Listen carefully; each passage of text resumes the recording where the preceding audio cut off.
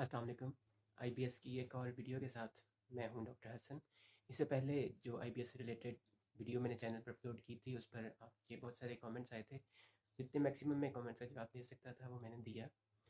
ये एक बड़ी छोटी सी वीडियो है लेकिन इसमें मैं आपको बताऊंगा कि मुझे आईबीएस था, जो कि मैंने पहले भी शेयर किया था कि तकरीबन 2019 में मुझे हुआ था और अभी 2022 चल रहा है। तो 3 साल के अंदर मैंने आपसे शेयर ये करना था कि मेरा आईपीएस मुकम्मल तौर पर ख़त्म हो गया है। वो ख़त्म कैसे हुआ था? मैंने अपनी लाइफ के अंदर 5 चेंजेस में लेके आया था जिससे मेरा आईपीएस जो है वो मुकम्मल तौर पर ख़त्म हो चुका है। वो 5 चेंजेस कौन सी हैं? आप वीडियो देखते रहिए। अच्छा, मैं थोड़ी सी डिटेल बता दूँ। मुझे आईबीएस एम था, यानी मिक्स्ड।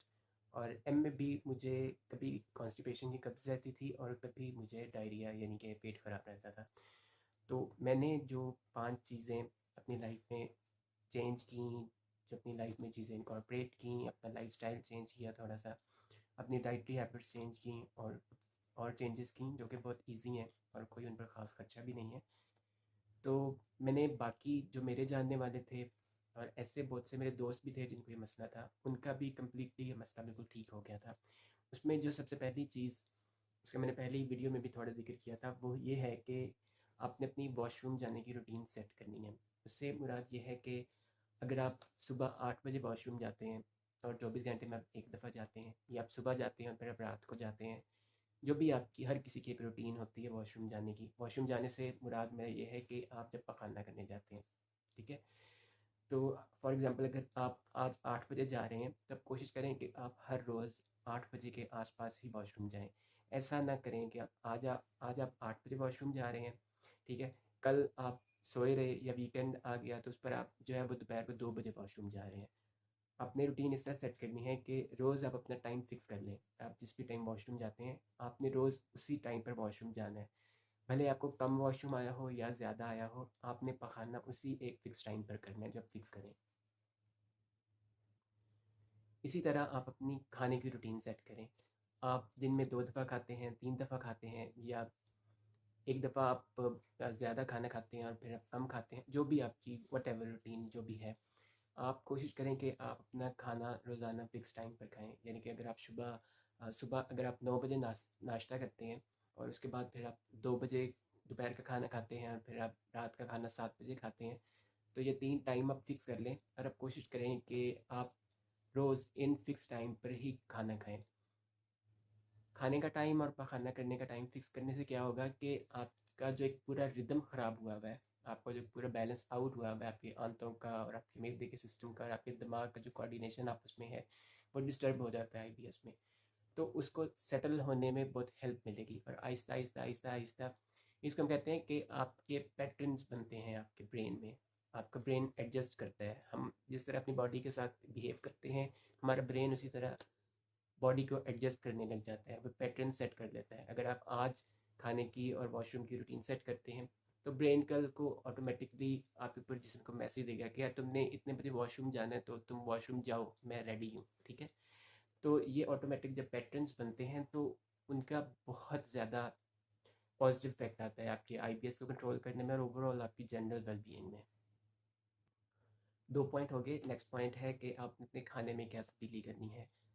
आपने ऐसा खाना खाना है जिसमें मिर्च मसाले कम हों, जो आसानी से हज़म हो सके और जो हेल्दी हो।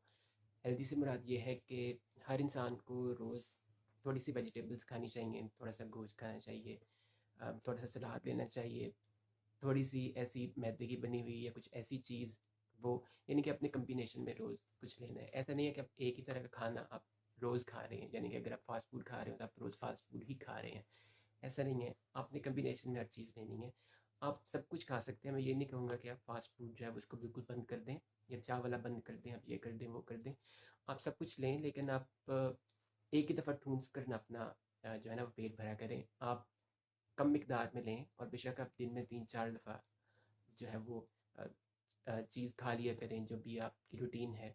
बस आपने एक ही दफ़ा में ठूंस कर नहीं खाना, आपने थोड़ी थोड़ी मिकदार में उसको लेना है, ठीक है?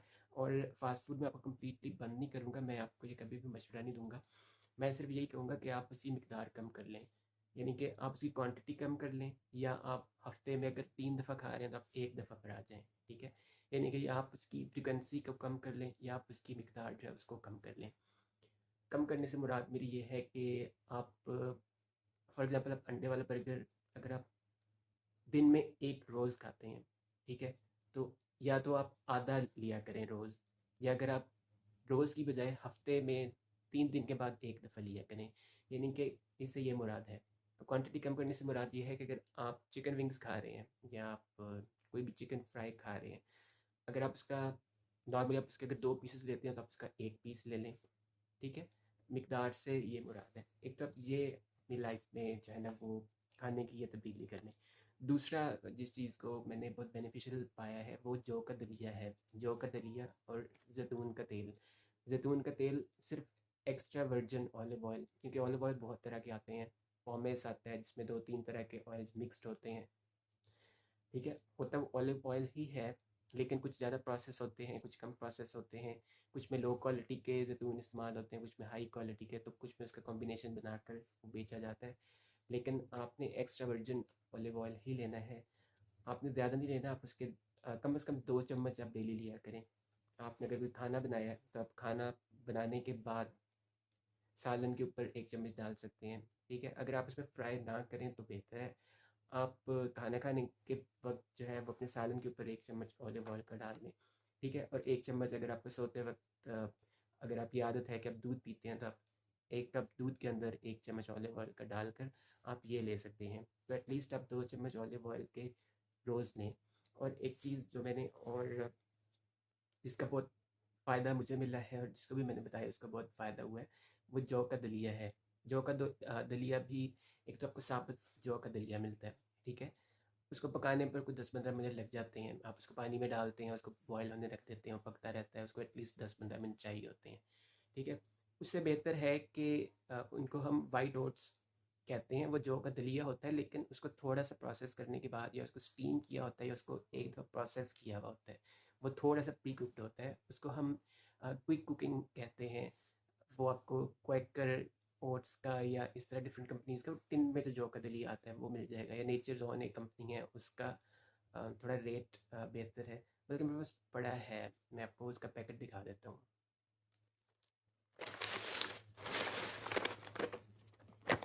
ये वाला। अब मुझे नहीं पता ये वीडियो रिवर्स पर आएगी, आप इसको सीधा रीड कर सकेंगे या उल्टा आपको नज़र आ रहा है, लेकिन ये नेचर्स ओन कंपनी है, उसके ये वाइट ओट्स हैं, वाइट ओट्स। और ये देखिए इसमें क्विक कुकिंग लिखा हुआ है, ये आप ले लें। ये आई थिंक श्रीलंका का है। खैर, आप ये ले सकते हैं, किसी आपको और कंपनी का मिले क्विक कुकिंग वाइट ओट्स, आप वो ले सकते हैं। आपने इसको पकाना इस तरह है कि 1 कप आप पानी या दूध बॉयल होने के लिए रखें, उसमें बॉयल आ जाए तो आपने उसमें 4 खाने के चम्मच, यानी कि चावल खाने वाला जो थोड़ा बड़ा चम्मच होता है वो 4 चम्मच आपने उसमें डालने हैं। सिर्फ 2-3 मिनट आप उसको कुक करेंगे, उसमें आप चमचे चलाएंगे तो उसकी फिरनी जैसी जो है ना वो कंसिस्टेंसी हो जाएगी, उस तरह का हो जाएगा वो। तो आपने चूल्हा बंद कर लें, उसको आप बाउल में डाल लें। उसके ऊपर अगर आप कोई फल डालना चाहते हैं तो जो भी फल आपको सूट करता है आप उस पर एक फल या जितनी भी क्वांटिटी आपको सूट करती है आप वो डालें और नाश्ते में उसको खा लें। इसका फ़ायदा ये है कि एक तो आपको 5-6 घंटे भूख नहीं लगेगी, और दूसरा ये है तो बड़ा मतलब फिलिंग कि आपको ये भरा भरा रखता है, ठीक है, 4-5 घंटे के लिए। लेकिन सेम टाइम पर ये इतना जो है वो मैदे पर बर्डन वज़न भी नहीं डालता कि आपको ऐसा लगे कि आपने यार पता नहीं क्या खा लिया जो कि हज़म नहीं हो रहा, फंस गया मेरे अंदर, ये हज़म नहीं हो रहा, बदहज़मी हो रही है। तो ये बिल्कुल लाइट सा है।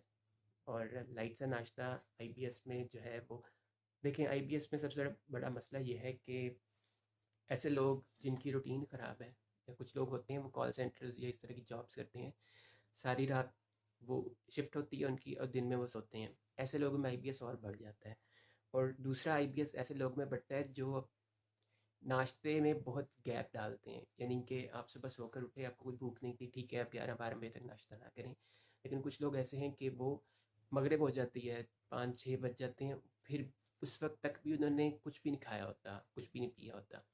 तो जितना ज़्यादा गैप आएगा उतना ज़्यादा आपका आईबीएस जो है ना, आपको यही लगेगा कि मेरा आईबीएस जो है ना उस दिन के लिए कम हो गया है, लेकिन जब 24 घंटे गुजरेंगे, आज मैंने जो भी खाया है, ठीक है, उसका मुकम्मल तौर पर इफ़ेक्ट मेरी बॉडी पर 24 घंटे के बाद आएगा।